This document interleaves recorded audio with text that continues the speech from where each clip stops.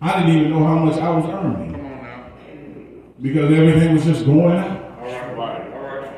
It limits your freedom. It restricts your generosity. When somebody or something comes along, you don't have it to give, it limits you. Amen. Sometimes people may actually really have a legitimate issue and you would like to help them.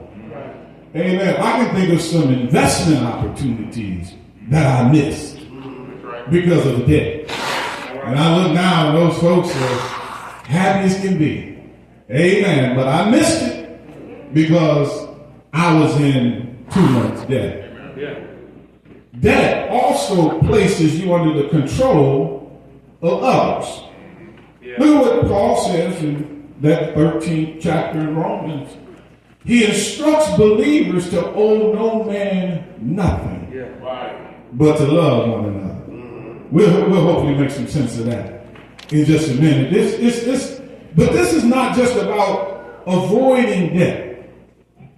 This text is about living in such a way, amen, that you are financially free to obey God, to bless others, and then not live under that constant strain of stress and burden that debt brings. So let's look at this. Let's look at this morning. There are 3 points that I'm going to lift up as it talks about debt-free living. Point number 1. Amen. Let's talk about the bondage of debt. Amen. The bondage of debt. You know, debt is dangerous too, if you didn't realize it. Because too much debt can lead to you going to ruin and not having anything.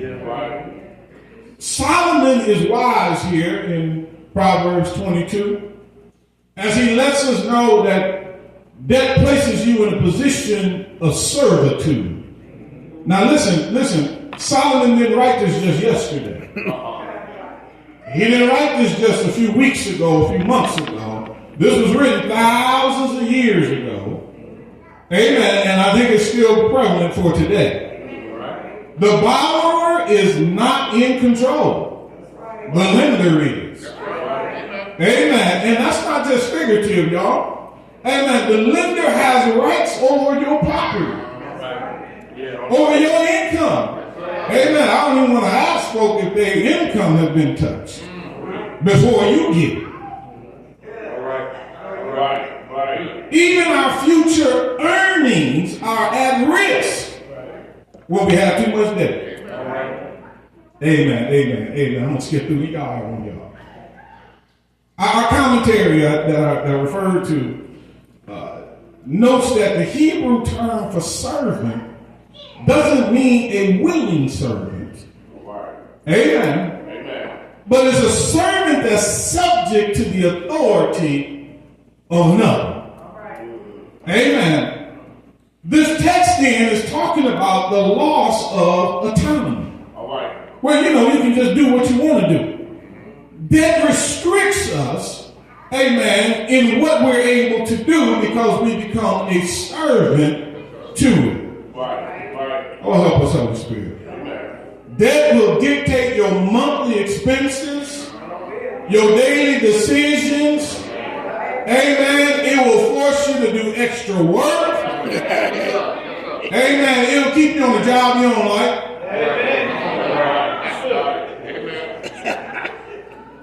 It'll even make you compromise if you're not careful. Amen.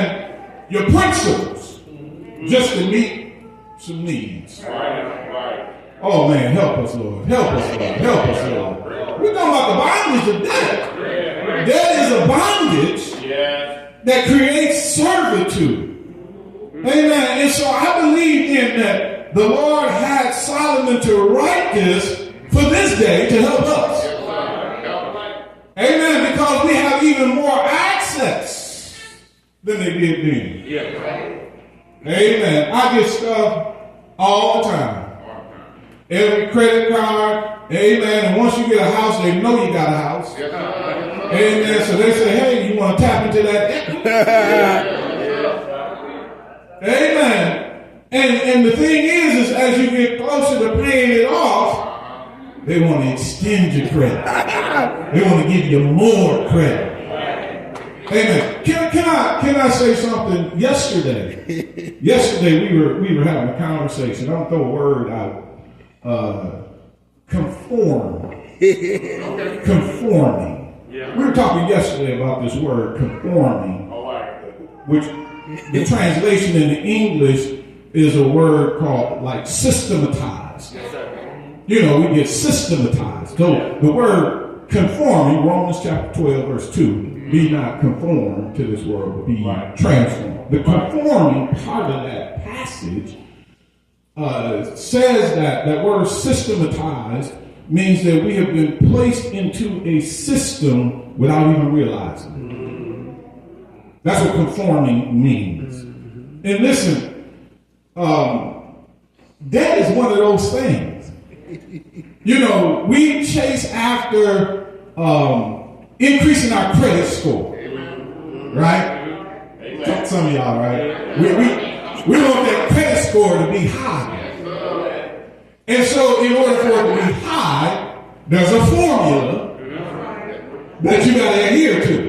Amen. You got to have so much debt to income, got to be at a certain level. You got to have a history of credit. And we get conformed to, I got to do that. Amen. If I'm going to have good credit, and if I'm going to get credit. Y'all with me? We chase that.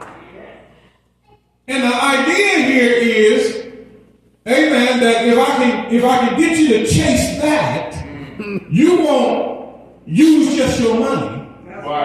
You'll use credit, which puts us into bondage and debt. Amen. Amen. We are conformed and don't even realize it. Wouldn't it be wonderful if we could save and pay? Now, that's not always possible for everything, but there's a whole lot, I think, discretionary that we use credit for that we don't have to use credit for. Oh, man. Okay. Y'all getting mad at me. Y'all getting mad at me. But I'm gonna push it a little bit further. Since you're already mad, I'm just gonna push it a little further. One of the worst things we can do, unless you're disciplined, do not use credit for consumables. You know what I'm saying? You have to be careful that you don't go to the drive-thru using a credit card. If you're not disciplined enough at the end of the month to clear the credit card bill. Because now that burger and fries and all that you just bought, you got, I don't know, some of y'all cars probably 18% added to. What's a burger? What's a meal? What's a drive-through meal cost? How much? Don't really know. Can I just use $15? Can I just use $15? I want 50. Now, I'm gonna say 15. Just 15 for me to be safe. With the 18%. And that's if you still don't do it within a month. There's this thing called compound interest. All right, I'm going back to my text. That's an expensive meal. I'm just trying to help us. We want to thrive. But we cannot thrive in debt. We cannot thrive being a servant to debt. Amen. Because these things will dictate how we live. Amen. The other thing is that debt steals, amen, and it steals your peace, and it creates stress. Debt produces anxiety. Amen. Ever been in debt and can't pay? It will increase